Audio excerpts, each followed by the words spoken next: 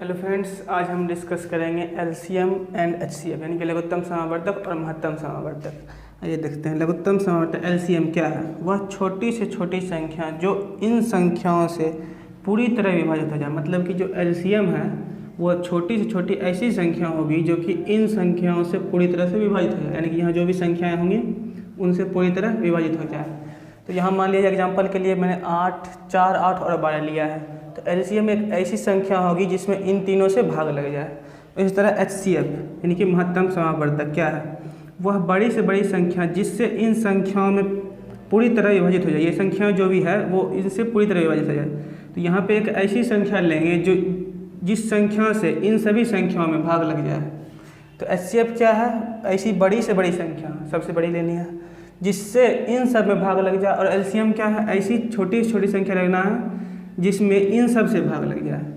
और एक बात और ध्यान रखना है, जो एलसीएम होगा वो हमेशा इन संख्याओं से बड़ा होगा, क्योंकि इन सब से उसमें भाग लगना है तो जाहिर सी बात है इससे बड़ा होगा। और जो एलसीएम है वो हमेशा क्या होगा, इन सब से छोटा होगा, क्योंकि इस संख्या से इन सभी में भाग लगना है। तो यहाँ पे जैसे मान लीजिए ये तीन संख्या है 8, 4 और 12, तो एलसीएम इन सब से बड़ा होगा, मतलब 12 से बड़ा होगा। एचसीएफ क्या है, 8, 4 और 12, मतलब एचसीएफ क्या होगा, इन सबसे छोटा होगा। एलसीएम ये जो सबसे बड़ा संख्या 12 ये भी हो सकता है, और जो एचसीएफ है वो सबसे छोटा संख्या ये हो सकता है, लेकिन इससे बड़ा कभी नहीं होगा, इसके बराबर या इससे छोटा होगा।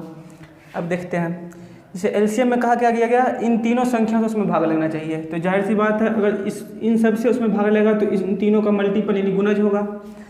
तो मान लेते हैं 4 और 8 और 12, अगर वो तीनों का गुणज है, अब 12 का गुणज मान के चलते हैं। मान लीजिए अगर 12 एलसीएम होता तो इसमें 4 इससे भाग लगेगा, लेकिन 8 से नहीं लगेगा, तो 12 नहीं हो सकता। 12 से डबल करेंगे 24 में इससे भाग लगेगा, हाँ लगेगा, इससे लगेगा, इससे भी लगेगा, इससे भी लगेगा, हाँ तीनों से लग गया।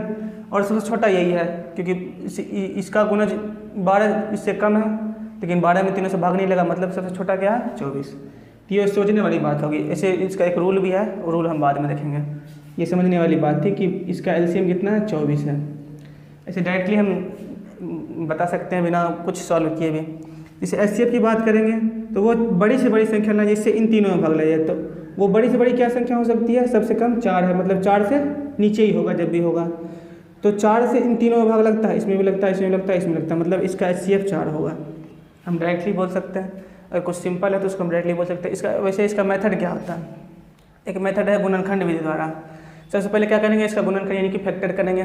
4 का किया, 8 का किया और 12 का किया। अब देखेंगे इन तीनों में कॉमन कौन है, इन तीनों में ये 2 कॉमन है, ये 2 कॉमन है और कुछ कॉमन नहीं है। तो जो कॉमन है उसको यहाँ लिख लेंगे 2 और 2। जो कॉमन आ गया वो क्या हो जाएगा, हमारा एचसीएफ यानी कि महत्तम समावर्तक हो जाएगा।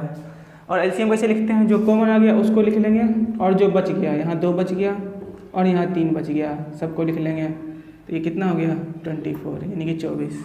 तो क्या हो गया एचसीएफ। ये तो रूल है, रूल लगभग सभी को पता होता है। 4, 8 और 12 का एलसीएम क्या हो गया 24 और एचसीएफ क्या हो गया 4।